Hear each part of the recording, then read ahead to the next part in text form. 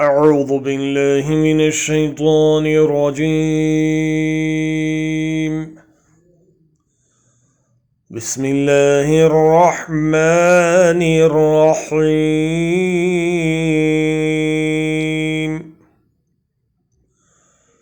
فرح المخلفون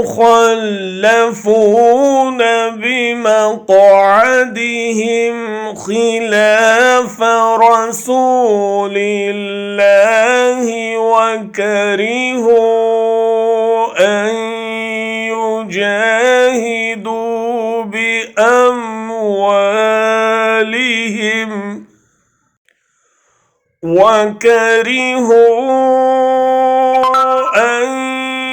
يجاهدوا بأموالهم وأنفسهم في سبيل الله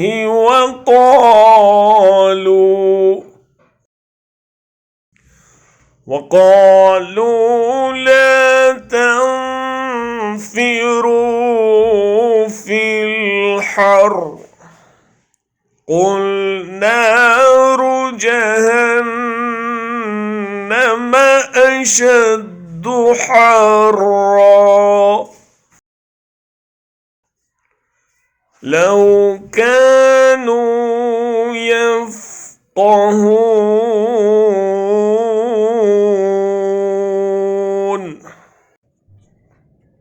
जिन लोगों को पीछे रह जाने की इजाज़त दे दी गई थी वो अल्लाह के रसूल का साथ न देने और घर बैठे रहने पर खुश हुए और उन्हें गवारा न हुआ कि अल्लाह की राह में जान और माल से जिहाद करें।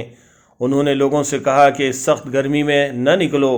उनसे कहो कि जहन्नम की आग इससे ज़्यादा गर्म है। काश उन्हें इसका शऊर होता। Those who remained behind rejoiced in their staying at home after the departure of the Messenger of Allah and disliked to strive with their wealth and their lives in the cause of Allah and said, do not go forth in the heat. Say, the fire of hell is more intensive in heat if they would but understand.